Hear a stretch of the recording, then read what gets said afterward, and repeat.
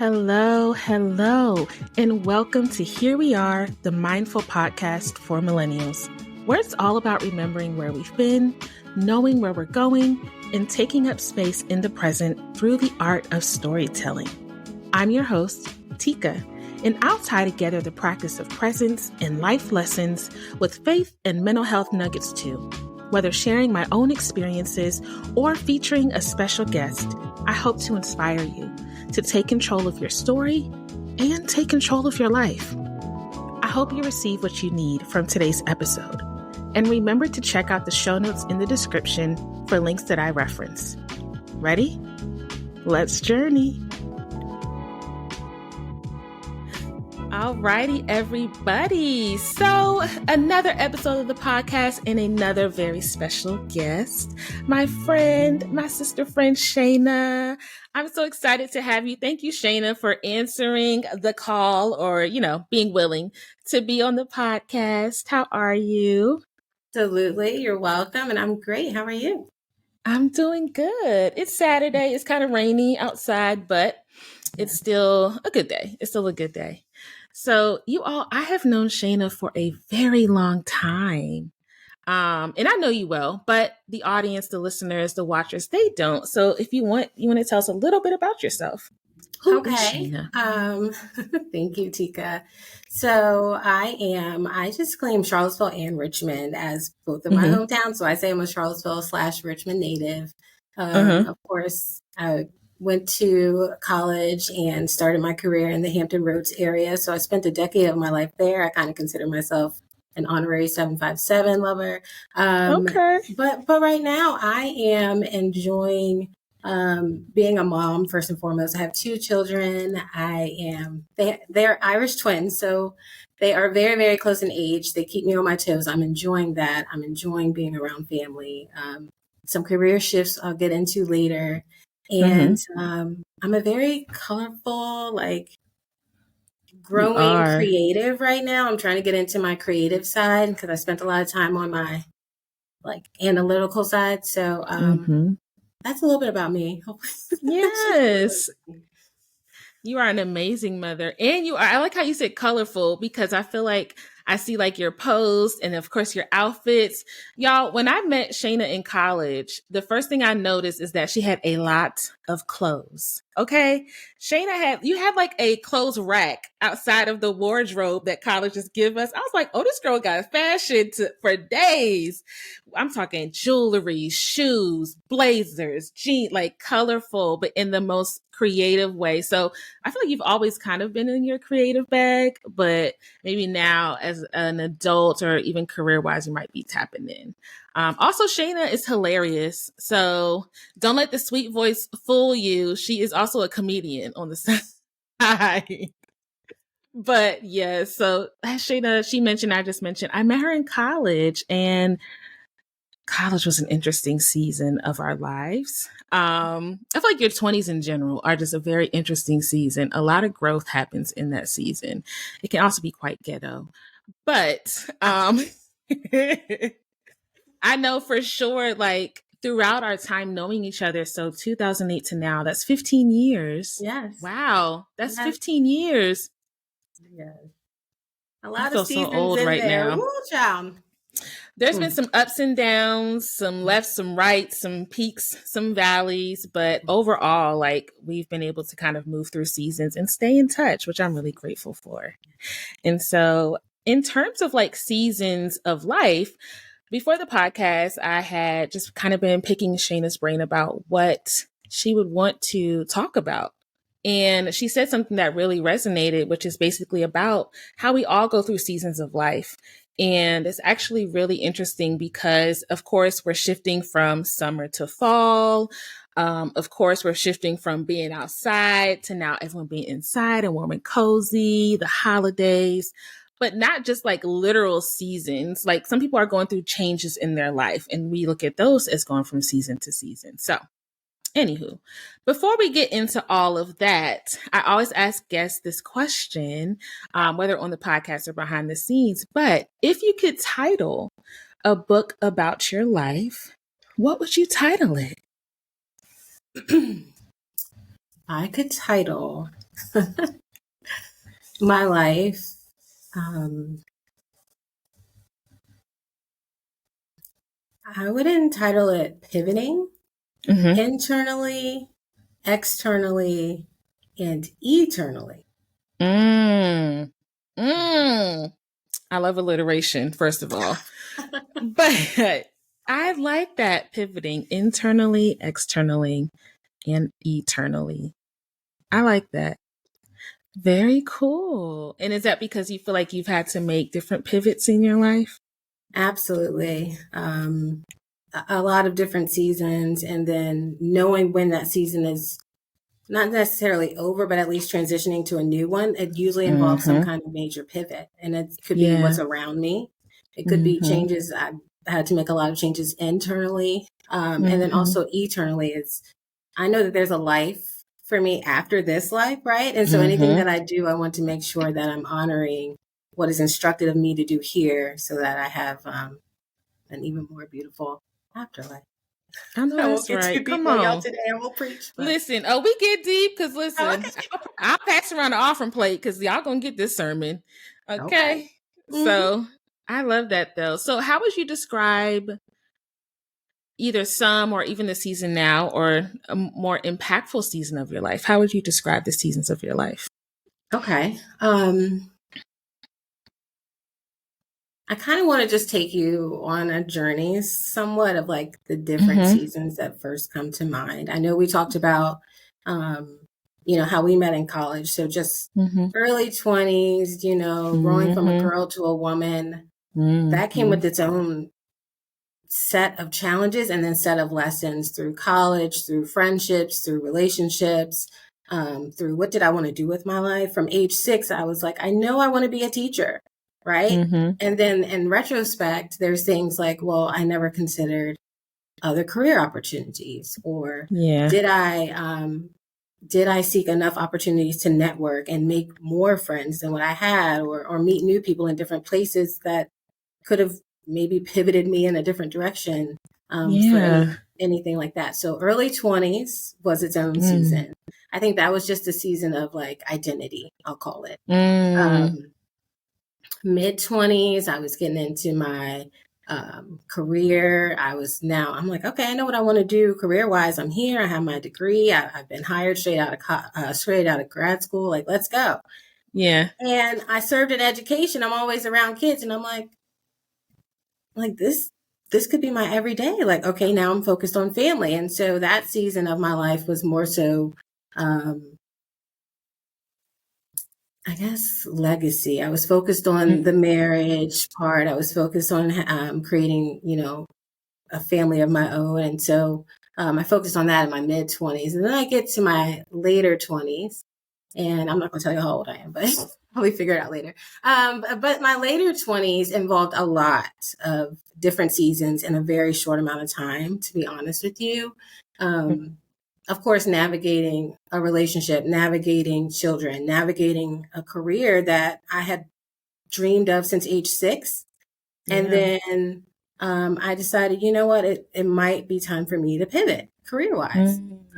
I pivoted from the Hampton Roads area back to Richmond, closer to family. I mean, there were so many things that happened that changed in that one short time.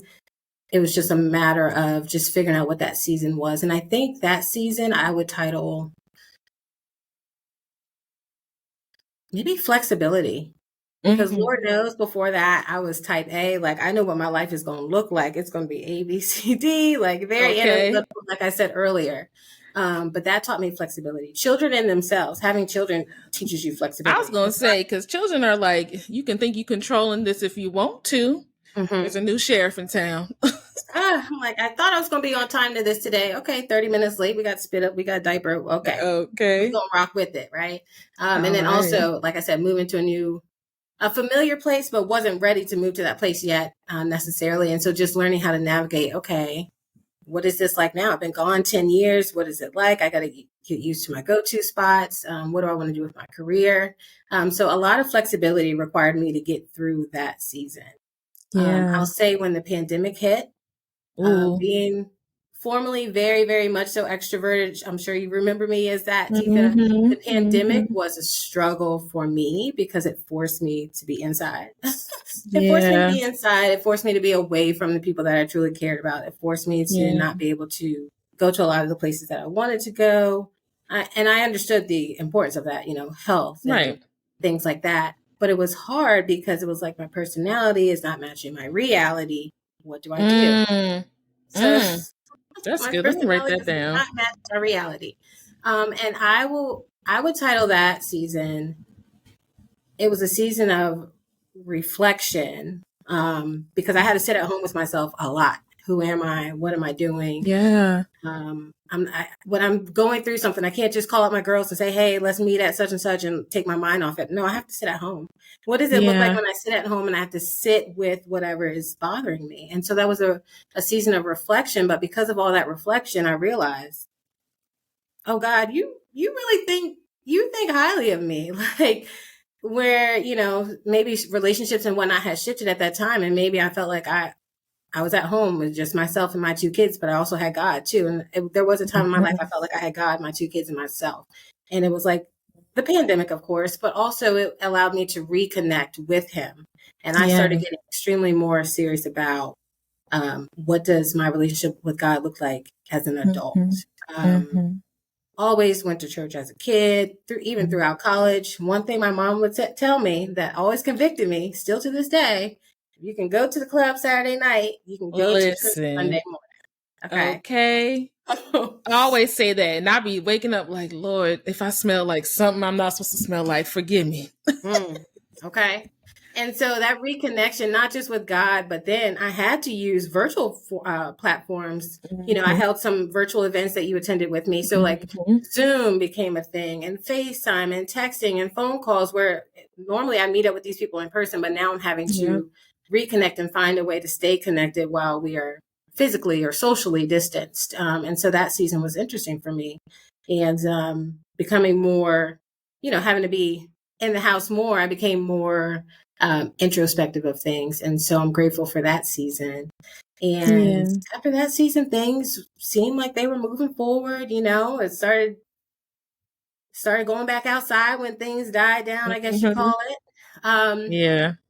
but the main season that I think I can reflect on today is my season of isolation. It was just about a year ago. I was going through something very, very personal family wise. And while I missed being able to see my friends often or be able to finance certain things, I had to save my sanity, my time, my energy, and my finances for just making sure my family was good. So I Yeah. know a lot of my friends and family, they didn't see me for months, or they connect via phone, and I was just in a space where I would read it. I'm overwhelmed with what was going on. I may respond days or weeks later, and it wasn't to ignore anyone, but it was just one of those seasons where I needed to be by myself and figure out what was Yeah. going on so that I could come out of it a better person and impact the people around me. And someone I know, I truly, truly admire Sarah Jakes Roberts. One of her sermons Yes. was called Isolation Leads to Transformation. I kept Mm. listening to that. I'm like, Lord, I know I'm by myself right now, and it's best for me to kind of just focus on just my world. Granted, I care about what Mhm. everybody else is going through, but right now, just to focus on my world, because I do believe that at the end of this, it's like a caterpillar to butterfly kind of story. I do believe at the end of this, you're going Yes. to transform me into something amazing. And so I had to stick with it. I really had to Mhm. stick with it. The current season I'm in, I went through the isolation. I do believe I was transformed at the end of that. And then now I'm currently in like a season of stability. I'm enjoying things being Come on, good, stability. like good. I don't, there's things I want to move into, but for now I'm like, okay, kids good, parents good, careers good. Sometimes we have to stop, Stay. as they say, stop and smell the roses. Things are just good. And Mhm. it's not just looking ahead to what's next, what can I get, what can be better. I appreciate the fact that things are good. Um, and then also have the faith, of course, things are going to get better in due time. So those are my seasons up to today. And I think because of being able to be grateful for the stability that I've had, God has been preparing me for a season of what I would title as it comes. I do think it's coming, a season of elevation. Okay, so y'all, I have been taking notes because I feel like as you were sharing each of those seasons, a lot of people can relate to each of those words, right? So you started out with identity. We were in our early 20s trying to figure out who am I, or even whose am I, right? Where do I fit in? Where do I belong? Who do I want to be? So many things we had to figure out. And I'm like, first of all, the fact that y'all threw that on us in our late teens, early 20s is really irresponsible because we had, first of all, our brains weren't even fully developed. But anyway, then after college, you went into legacy. So that was the moment where you were like, okay, I'm focused on what is coming from me. What am I leaving here on earth? So I'm in my dream job. I have my kids. I'm preparing for family. I'm preparing for marriage. And then life happened where you had to then be flexible and pivot, where you were like, okay, I'm no longer in control. Clearly, my type A personality is not matching my reality. So I need to go ahead and switch it up. And then what after was after that? Reflection. You had a reflection season where you had to really sit with yourself. And a lot of people did during the pandemic. So I think that really resonates because that was hard. I'm sure you could even attest to it. Like, it's not easy to have to kind of look yourself in the mirror, literally or figuratively, and really take an audit of what you see. Because we couldn't be outside. We couldn't distract ourselves. We couldn't let the busyness be our excuse for us not paying attention to who we are, what we got going on. But even after the pandemic, you said isolation, and that was the one you were focusing on or you're reflecting on the most. Even like, is it today? Like, you're like, that isolation season was probably the most impactful. So that would probably be the chapter. You'd be like, if anybody picks up my book and happens to be just, reading the back cover, front cover, and just opens it, read Isolation. If you want to sit in the library floor and just say, you know what, I don't know what this book is about, but this chapter stands out to me. I'm gonna read Isolation. What is something that they would find out? What is Isolation, that chapter, about for you? Something they would find out about me personally, or just something that, me personally, Yeah. they find out. I think just how passionate I am about family, for one, Mm-hmm. and healthy relationships where, I can focus on family, but then I had friends, literally had to stand on the shoulders of friends and, family members that acted as spiritual advisors. I think a pivot that happened in that season for me personally was the fact that I have been always this independent, I'm going to figure it out, I got this, I think I'm in control kind of person. Mm-hmm. Mm-hmm. And in that season, God was like, you'll get through this, but I don't want you to think you're getting through this by yourself. You need to call different people that will serve a different role or different resource in you to get through this season. And to be honest with you, I had the friends and the family, but I had a therapist. I had an attorney. Like, different people played different roles in what I was going through, because it was not something a season I was going to be able to get through by myself, even though it was built to, develop me. But God was like, I'm going to need you to start not only trusting me, but you're going to have to start trusting the people around you and delegate certain things. And then what they can learn about themselves during isolation, this kind of came to me as we were talking. We go through seasons, and I think I said earlier where we sometimes notice seasons have changed into another one because there's a major pivot. But I don't want anyone to think that you can't have circumstances that are not characteristic of your season. So I could have a very ugly season, right? My season of isolation was very ugly, but I was like killing it at work, like meetings with legislators, taking hands with people that make big decisions. In the season where I was struggling to eat, struggling to sleep, coming to work hours late, but that didn't show necessarily in my performance or when it was time for me to show up professionally. And on the flip side, I can have a really beautiful season. Like right now, I'm enjoying the season of stability. But earlier this year, I had some circumstances that were ugly. A physical health scare where I had to get tests done and Mm-hmm. things like that. And then an emotional health scare. My anxiety landed me in the ER. So Mm-hmm. while I'm in a very positive season, there are still circumstances that can humble me and remind me of what I've been through, or remind me to stay, Yeah. faithful to God and trusting that Yeah. He's going to get me through. So being able Yeah. to differentiate those two, I think they would also learn in the season of isolation. You can have a great season and awful circumstances that come up during that season, or vice versa. Yeah. Wow. Okay. So I want to go back really quick because one thing you said, they almost parallel each other. During isolation, the season isolation, if anyone just hears the word isolation, you think, I'm lonely, I'm alone. It's nobody but me. Nobody but me, right? That's what we think of when we think isolation.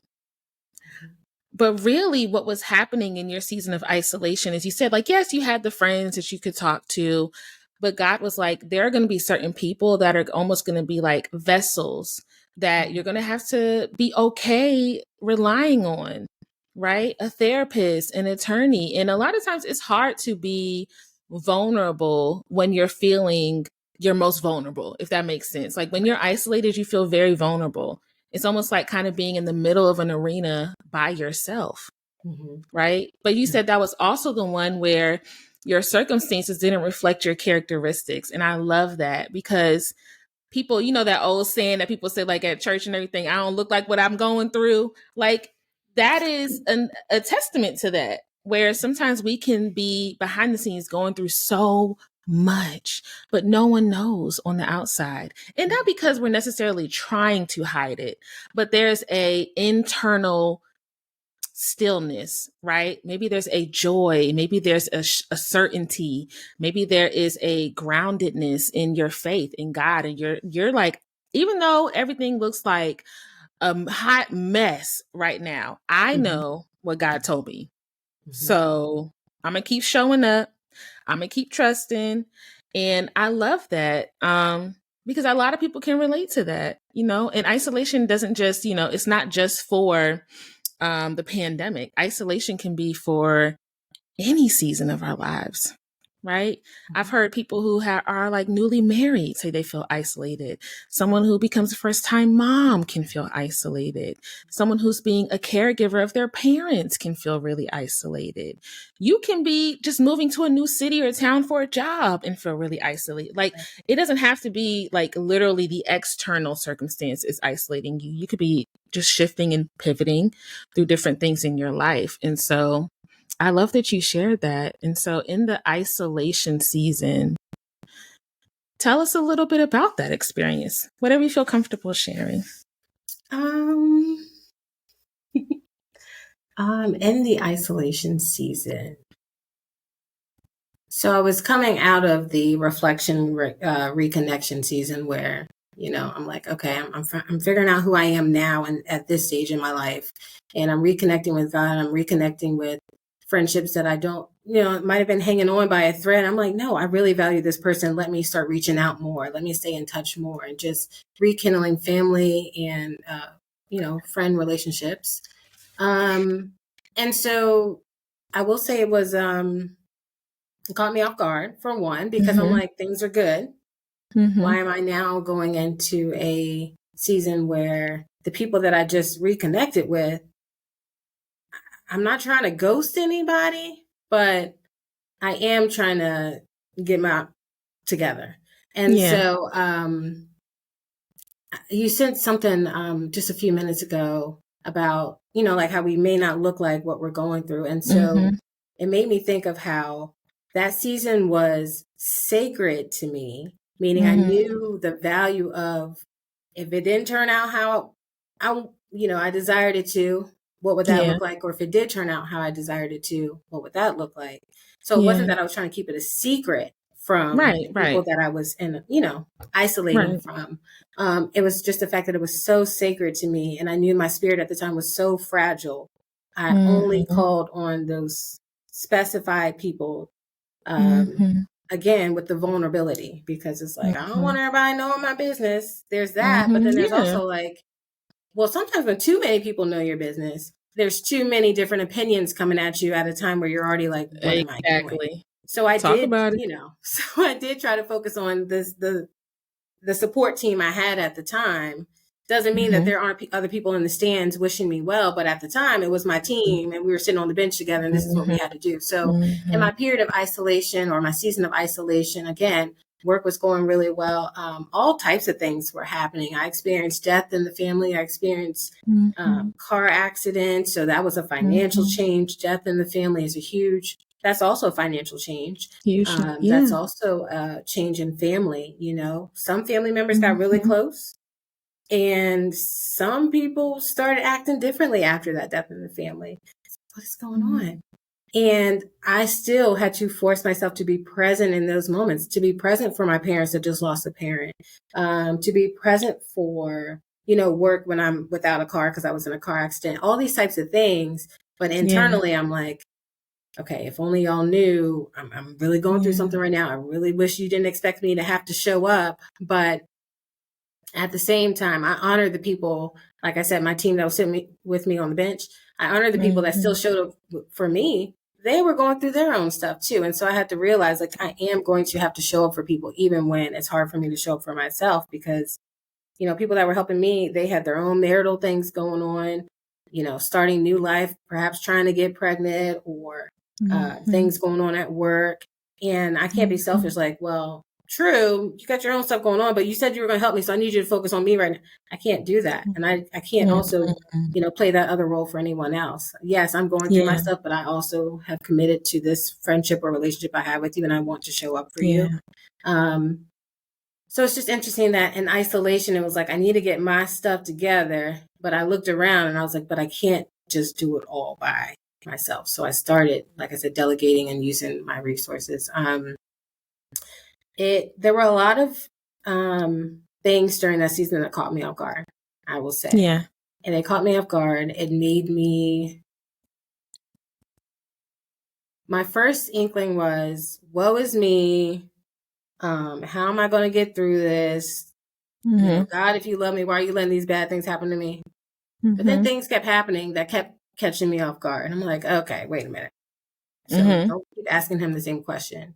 I had to literally reframe my thinking and restructure my faith and say, oh, God, you see so much in me that you're having me go through these experiences that, will groom me into a better person. Like you trust me with these experiences that might break somebody else. But you trust me with these experiences to come out on the other side. And whether or not this experience only betters me or it could better the people around me, you trust me with these circumstances of my season that are happening, for something greater on the end of this. And so I think that's another valuable lesson is to not think that if something is unideal or something is ugly, that it's meant to harm you. Maybe what I really think, and looking back, I'm like, maybe he tried to teach me these same lessons in my season of identity, in my season of legacy, in my season of flexibility. But I either wasn't listening or didn't know how to listen or wasn't being obedient. And so he did certain things in my season of isolation to really get my attention for me to really finally learn this lesson. Yeah. Ooh. Okay, I'm going to take a pause because I hope everyone, I'm going to give y'all a second to go grab y'all notebooks and pens and write down a lot of what you just heard because those were so many good nuggets. Okay, so I'm going to backpedal real quick. One thing you said about the season of isolation is, and you kind of use the same analogy my mom often uses, is she says, you're going to have people who are in the stands. You're going to have people who are on the sidelines. You're going to have people who are on the field with you. You need to know who those people are. Amen. And so the fact that you were like, of course there's people that you're like, hey, I'll reach out to them. It's cool. Acquaintances, casual friends, whatever. You had to be sure that you could trust the people with your vulnerability who were on the field with you. That was like a requirement because in order for you to be able to trust them, you need to know that God is also speaking to them. You need to know that they also are aligned with their purpose and what they're going through in life. There's like a lot of requirements to be on the field with someone. Like I can't just walk onto, FedEx Field and be like, I'm now Washington Commander. Right. I need to try out. I need to condition. I Mm-hmm. need to be sure that this is my purpose in life. I'm not built like a football player. I Mm-hmm. might have broad shoulders, but your girl's not a linebacker. And so And so when it comes to like season of isolation, not only were you being really clear about who you needed to show up for you and who you wanted to let in, but you also were like, I want to make sure I can balance that and still show up for my people too. And I think that's something that a lot of people struggle with, is seeing past their nose in a way, right? Like sometimes we kind of see our circumstances and we think that, like you said, this, and not to minimize, I don't want to minimize like the severity of anybody's circumstance, because what you're going through is valid and whatever you're experiencing is your truth. However, sometimes it's okay to pull back, zoom out. I tell clients often, I'm like, okay, can we zoom out for a second? Mm-hmm. What else around this circumstance is happening, even if it has nothing to do with the circumstance? So like you said, you have friends who are going through things as well. And you were like, I want to support you too. And through doing that, one is reciprocity, but also a lot of people don't realize that being able to be kind to, and in a sense even serve someone else through the act of friendship, like friendship's a ministry. You also are getting poured into. You get something from that. So I think even if you didn't know it at the moment, like that was probably very impactful during that season to be able to give and take in those relationships. Because that's not easy. But then also you shared about friendship, and then, oh no, my mind's going blank. What'd you share after friendship? We talked about your friendships, and then right after that, my mind just went blank. Friendships. Do you mean like my resources I was talking about, who I relied on? No. I will say, if I may, another layer of vulnerability is those third parties, like those people that are neutral. They don't know me from Adam, and I have to call you, tell you all my business, for lack of better words, and then hope that you can help me get through this season. Because if we talk about like therapists, for example, I understand I'm the client of my therapist. I also have to understand they have a plethora of other clients. And so what's an emergency to me and what's urgent to me and what's important to me, you know, being able to translate that to the person that's going to either represent me or help me on the field when I'm playing this game. At the same time, they're kind of like, but I see this a lot. Or, you know, I have the tools, you know, I went to school, I got all these letters behind my name for this reason, Shaina, like, let me help you kind of thing. I had to give, you know, it wasn't like they're invalidating what I'm going through. It's just the fact that they, you know, they see a need within me and they're like, well, God, like you said earlier, God has, you know, assigned them my vessel to get through this. So God has equipped them, even though I'm currently not equipped to get through the season by myself. And so don't see it as they're invalidating what I'm going through. See it as, again, a resource. Like they have the tools, I have the need. We put them together, we can be successful. But it's hard. It is hard because I can call a friend, I can call a family member and kind of go, you know, go over what I may be going through and then trust like it'll stay in our conversation like one-on-one. Now it depends on what kind of friends and family members you have. Do you have gossipers? Okay, Do I'm you about to have say, people hold that on. stir the pot? Again, calling the people I trust with this information. But then when it's like I'm online searching for, you know, a long list of, so that can get overwhelming too. How do I know that I'm going to pick the person that's going to represent me well? How do I know I'm going to pick the person that's even going to give a darn about what I'm going through because they do see it so much? Or how do I know that,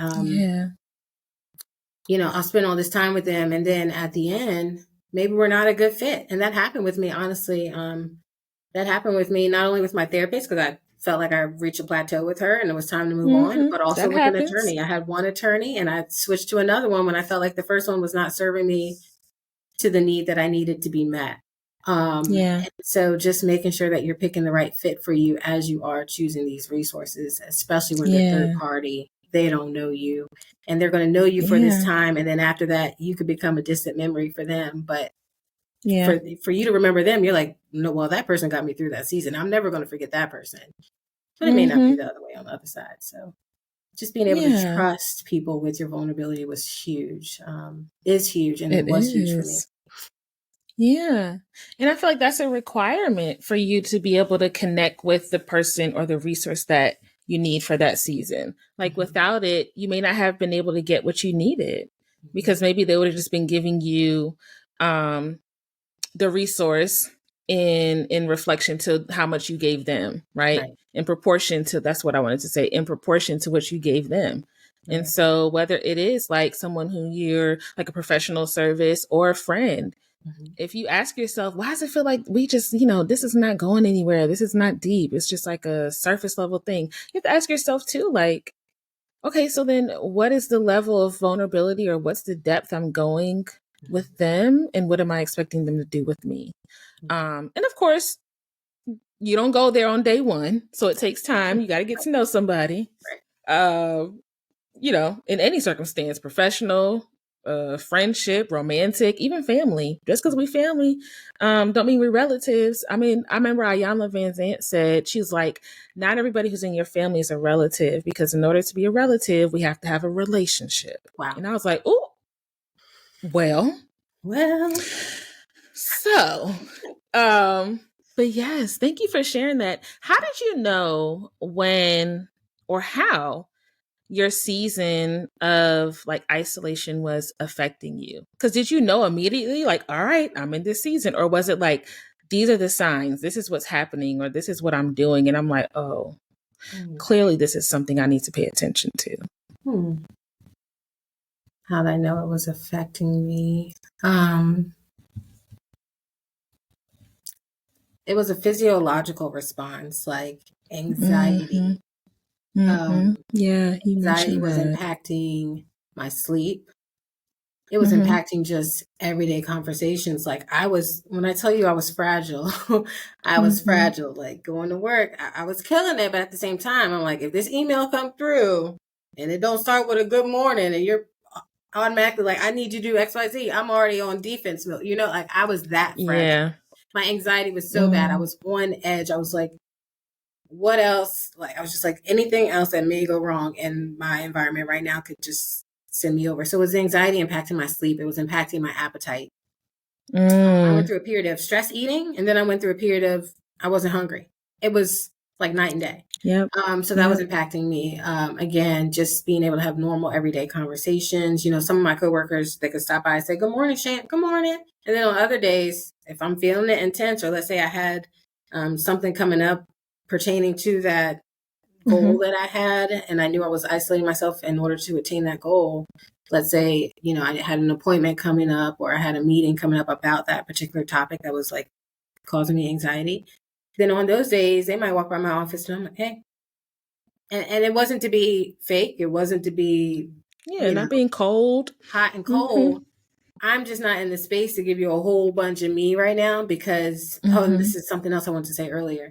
If I'm showing up with 20% of myself today and I give you 20% of myself, I'm giving you my 100. Like, I'm not going to show up my 100% every day. And if there's anybody I've learned that from, it's definitely my children as well. They're not feeling well. They didn't get enough sleep, or they're working towards a certain toy or something. And they're just like, well, I'm trying to get myself right, right to earn this, whatever. I have to give them space. Like, you know what? You didn't sleep well last night. You came in my room twice. So the next day when we're interacting with each other, I'm giving you a little bit more grace. And I feel like God does that. He's like, at least you're showing up. You could have stayed in bed. There's many days I wanted to stay in bed. He was like, but at least you're taking your to work. Okay. So if you take your to work and it's only 30%, you're giving your 30%, and I'm accounted as 100. Exactly. You're giving 30 out of 30. And so a lot of times I literally learned through my children on how God views me as his child. Do you feel like it took motherhood for that to happen? Because maybe, like you said, there were all these seasons you went through. I mean, and your kids were a part of the legacy season, but there are other seasons you went through and you had to start to learn these lessons later in your 20s and early 30s. So like, what is it What do you think it was about becoming a parent, or do you think it was becoming a parent that helped you to shift that mindset of who you are to God? Yeah, that's a great question because I have a background with kids. I mean, I've always either volunteered or took student teaching, and then I was a teacher for almost 8 years. So I've always been around children, and I think their innocence and their imaginations and their energy are like so inspiring. And the people that are still in those fields, like, God bless you. You're there because you want to be there for sure. Listen. Because it's definitely a certain energy when you're around children and versus when you're around adults. And there are very energetic and bubbly adults, and I can be one of them most days. And then there's days, like I said, I show my 20 to 30%. But I do think for me, motherhood made that ability to give grace or to understand someone else's perspective. It made it even deeper for me because, like, I went home with these people. So it wasn't just I teach you and you go home to somebody else. And if your day at school didn't go well, your parents would deal with that. And then you show up the next day and you've slept and you've eaten breakfast. And now I have you in your tip top form again. It was like, well, if my child didn't have a good day at school, they bring that home. It's impacting our conversations at dinner. Do I need to instill some kind of, do I need to take tablet away? Do I need to take toy away? Like, why did we have that kind of day? And just being able to understand from their perspective, oh, well, this one thing happened in the morning and it kind of spiraled into the rest of my day. You know what? That happens to me. Happens to adults all the time. That happens to me. And so I do think motherhood took that understanding of extending more compassion than criticism. I think me personally growing up, I might have experienced criticism more than maybe like a child should have. And so I internalized that. And so through high school and college and everything else, it's like, Shaina, you're either going to be perfect or like, what are you doing? Nothing. Like, good enough. Yeah. And then that becomes self-doubt. That comes out into not only am I critiquing myself, but when I'm interacting with other people, I'm like nitpicking parts of them. And so I had to unlearn that. And motherhood taught me to unlearn that and to shift from maybe the conditional love and regard that I had been exposed to start exercising the unconditional love and regard that God gives me. Why wouldn't I give it to, my someone children and else. people around me? Yeah. Oh, I love that. So I'm hearing that motherhood, working with children in general, but it really, really, really took root in motherhood in terms of offering that grace, offering that compassion, offering that empathy, and seeing things from another person's perspective. Because, like you said, what they're going through it can be huge to them, but to you, you're like, well, you coming home cutting up. But you have to say, oh, wait, this actually probably was a really big deal to them in that moment and did affect their day. Because if I get into traffic on my way to work, then I ain't in a good mood when I get there. Let me have my coffee first, Susan, before you talk to me. So I get that. I love that you said that. So, and then more criticism than compassion. Not only with other people, I think, but a lot of times we have to do that with ourselves too, because we can be our own worst critics. Like you said, we internalize that criticism and then it turns into that tape deck that's always running in our head of our self-talk. And it's like, well, where is this coming from? Is this me or is it somebody else? And not saying it's another person's voice, like, any type of psychotic features, but more so of like thoughts, right? Self-talk, the statements, the messages, the story we tell ourselves. And so now that you have kind of learned your lesson from that isolation period and you're in the stability, how are you preparing for your next season, which you said is elevation? I do believe it's elevation. I think I've had to show that I am grateful for even my season of isolation. I am grateful for that. I'm grateful for the outcome. That's the more obvious part, and that was external. But like I said, with my title of my life, there were a lot of internal and eternal changes I also had to go through. I had to strengthen my faith, for one. It was, of course, walking by faith and not by sight. Like in front of me, I was like, God, I don't know how you're going to fix this. This is a mess. I look like I'm going to be defeated in this particular situation. And so I had to walk by faith. I was making sure I was pouring into myself a lot. And then also internally, one thing that I had, or I'm still trying to, I'm still trying to leave in that season of isolation is imposter syndrome. I will talk myself out of something as if, like today, even being on the podcast, what story do you have that other people need to hear? No. That was season of isolation. That was, I'm going through a lot. I don't necessarily want to share. Now in the season of stability, it's been more of a focus on my authenticity versus my, what I was representative going through. Almost. Yeah. Like how fragile I was. Now it's like, well, I'm here. I need to honor my story more because you never know. Your test becomes your testimony, or your test becomes somebody else's testimony later on. All you need to do is share it. You're a vessel. And if I keep operating as a vessel, like understanding that whatever I do, whatever I say, it's going to impact the people around me in some kind of way. And so that's helped with my accountability.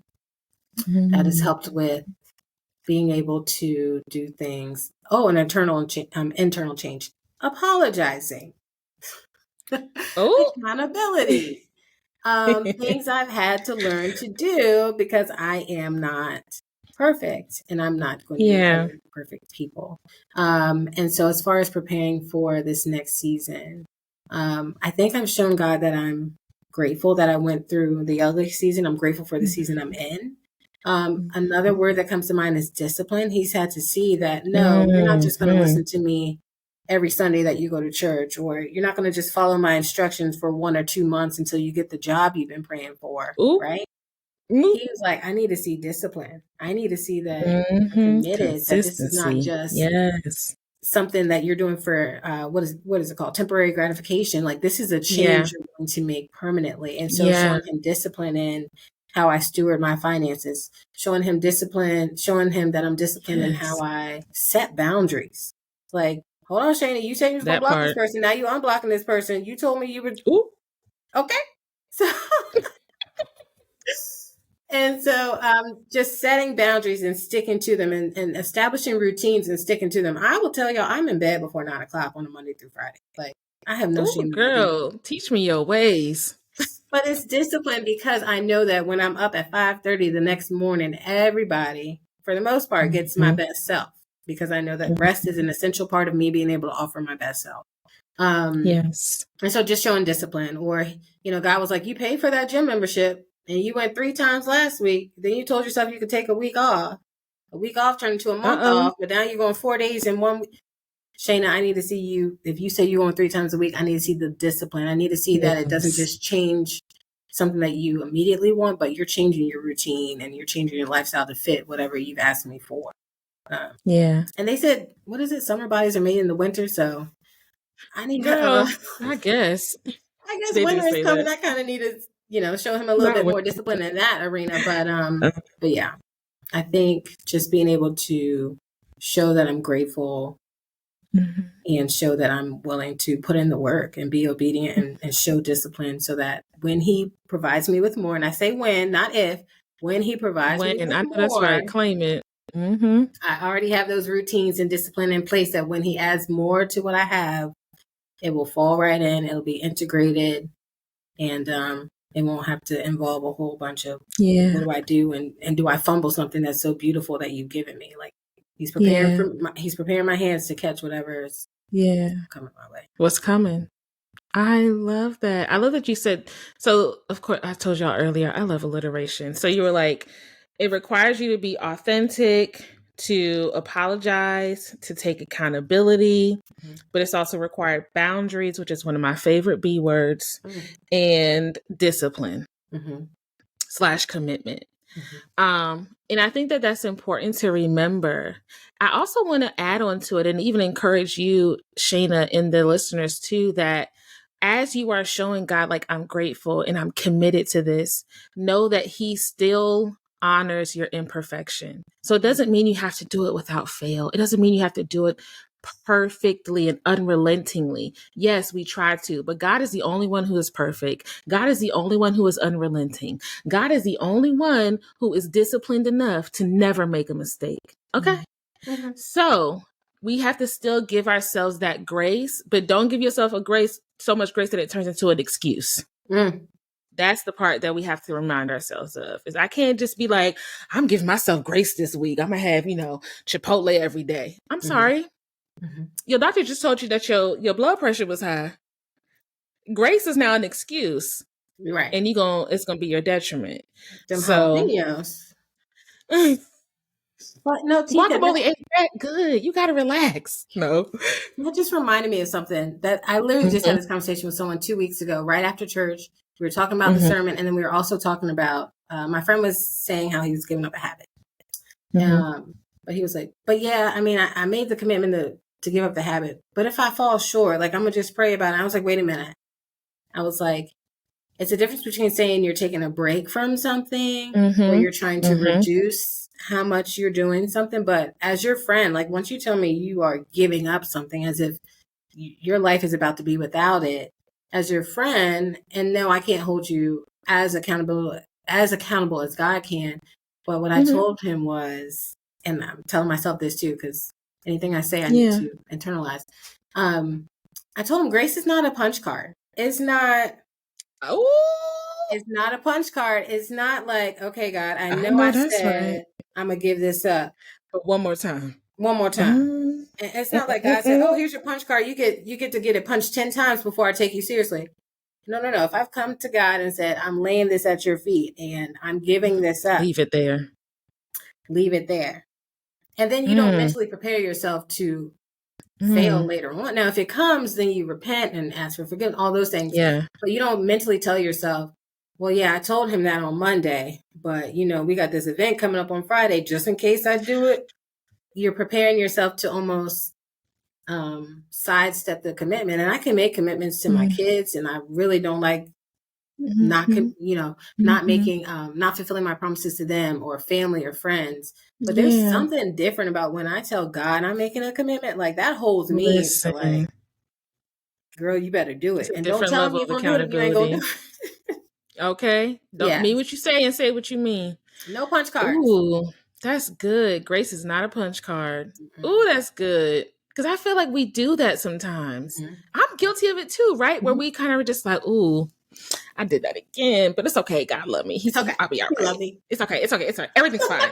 It's like, not saying that God's ever going to be like, actually, I'm done with you. Bye. Right. He will never forsake you, but he's also not going to play with you. Right. So he going to be like, just like our parents be, sometimes he got to snatch us up. And like you said, in some of those seasons, God was like, you playing. Now I'm going to get your attention. Now I'm going to get your attention. So I love that grace is not a punch card. And if you say you're going to give something up and leave it at his feet, leave it there. Don't pick it back up. You don't put something in the trash and then take it back out and decide, you know what, actually, I'm going to use this. I'm sorry. This is no longer usable. This is trash. It no longer has any service to you. So if you're giving up something, whether it's physical, emotional, mental, spiritually, let it go. Leave it there.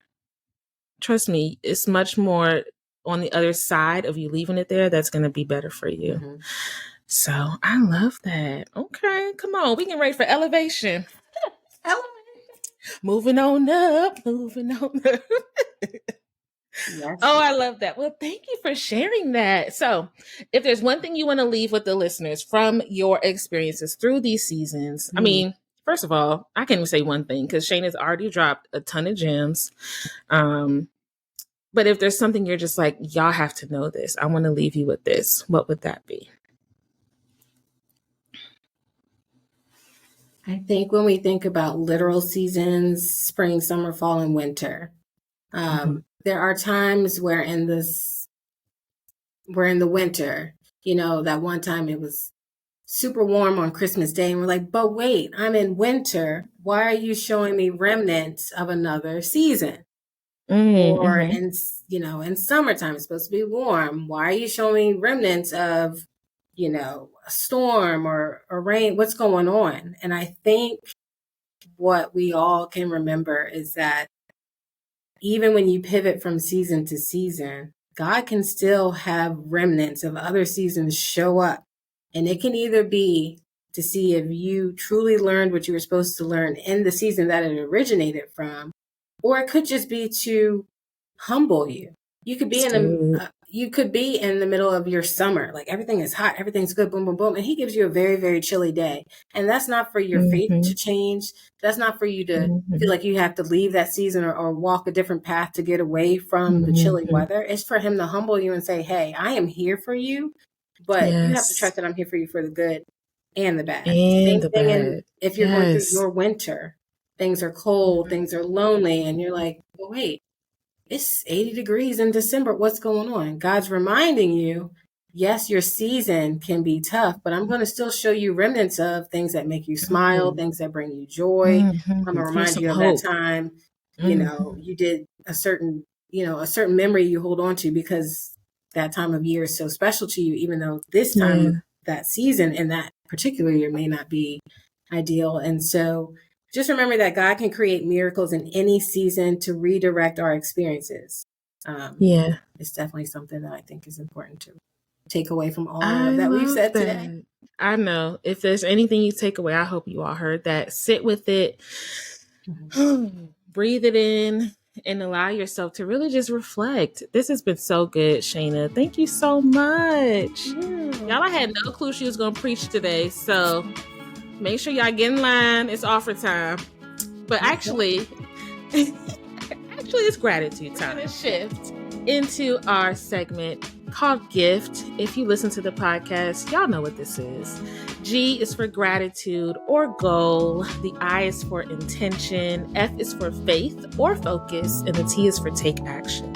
And this is a gratitude practice, not something that you have to just do when you listen to the podcast. Maybe do it daily or weekly if you can.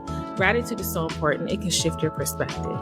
And so I will invite you, Shaina, to share your gift with us. So G for gratitude. I'm grateful that God trusts me with these changes and experiences.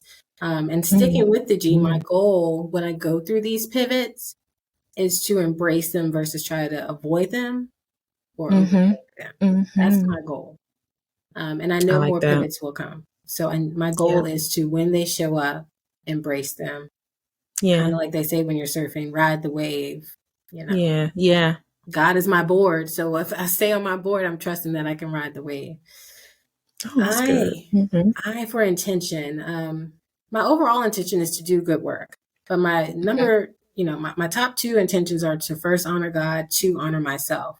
Honoring God looks like extending compassion, patience, forgiveness. That's a big one.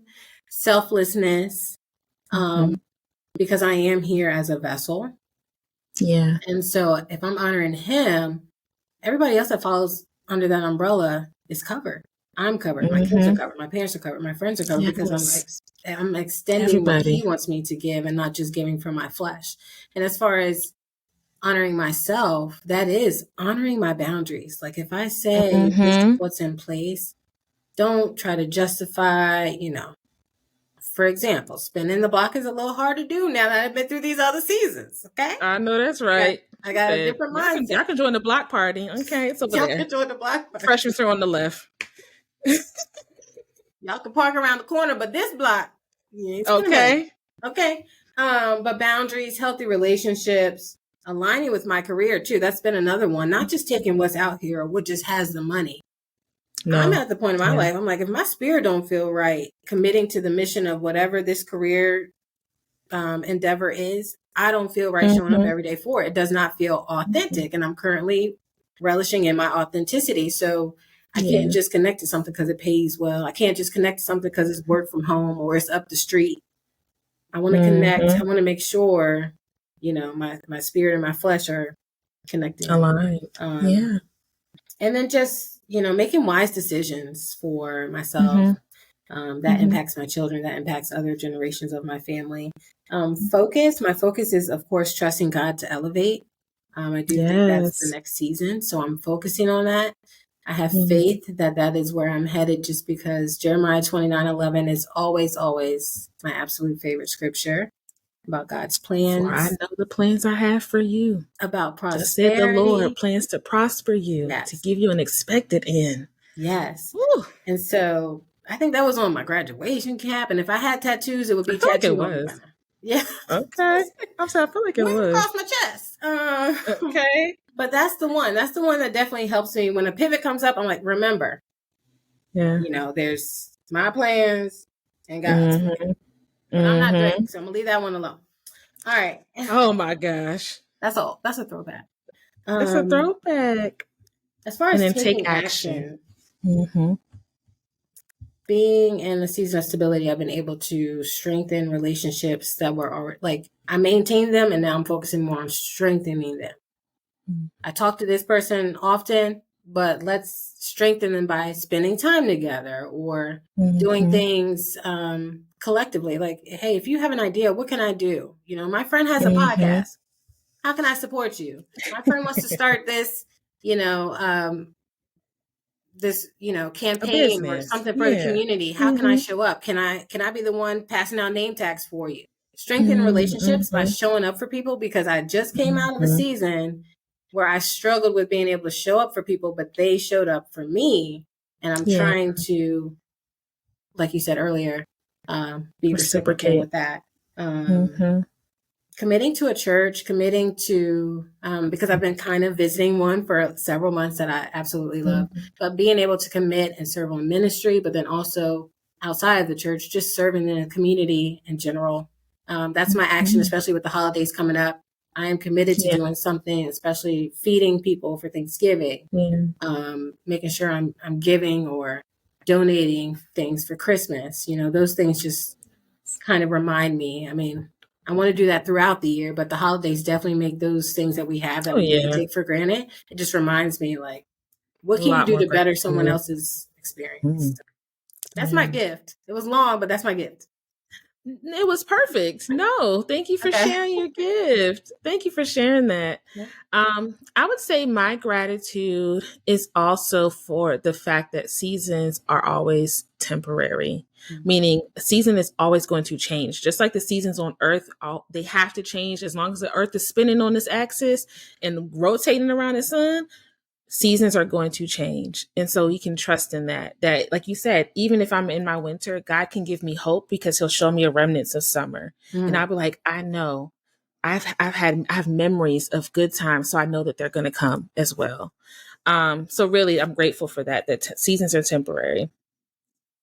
My intention is to be committed. I think, as you said, that you were talking about discipline, and I was like, yes, it takes commitment.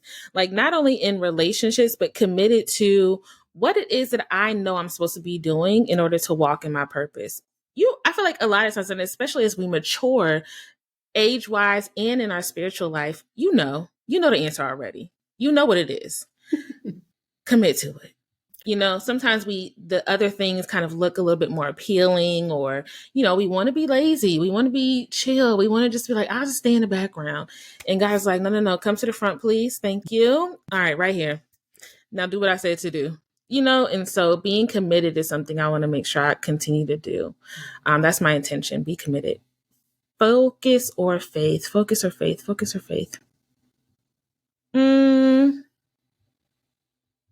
So my focus is going to be one thing is to really reflect on seasons I've come through, because I too am on the edge of a couple new seasons. Honestly, can multiple seasons occur at the same time? Because that be happening too on the lowest of keys. But I definitely feel like I'm about to enter into a new season or seasons. And so I need to do some reflection to just make sure I'm bringing the tools and the lessons that I had gathered from those seasons, and just make sure I can apply them to the future. And then my take action is you said it earlier, is to continue to work with my therapist, continue to talk to my support system, know that I don't have to do this alone. So I need to open my mouth. That is my take action. Speak, child. And so that's my gift as well. As you listen to that, I hope you all were encouraged, but also inspired to do your gratitude practice. Share your gift. All right. Now we're going to move into one of my favorites, and it's the last segment, It's called Vibe Tunes ATM. ATM stands for at the moment. So come on over and get what you need.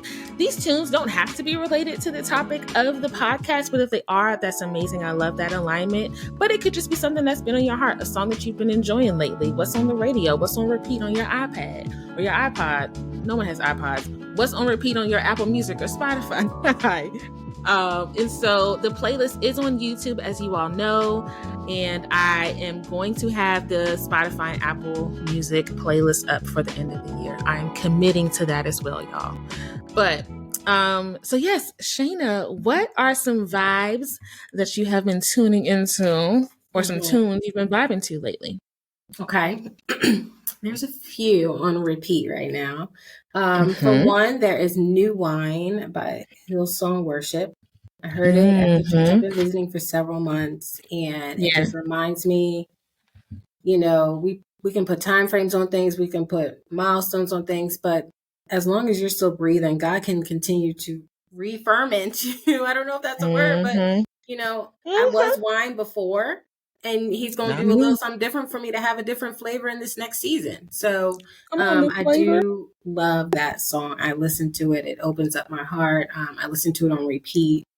And that song reminds me of what I'm capable of being because of God. And then the next song that I also have on repeat is More Than Anything, my gratefulness for God.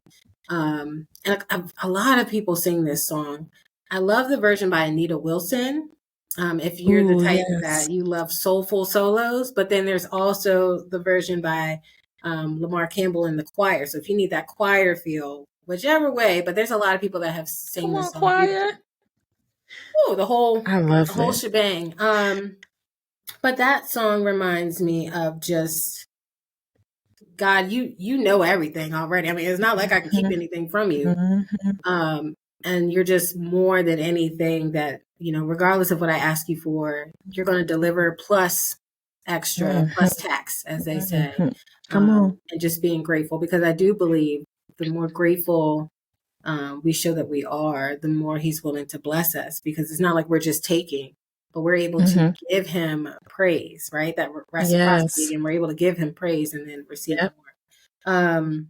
A friend recently sent me the How Will I Know, originally by Whitney Houston, which is the upbeat one. She's saying about romantic love.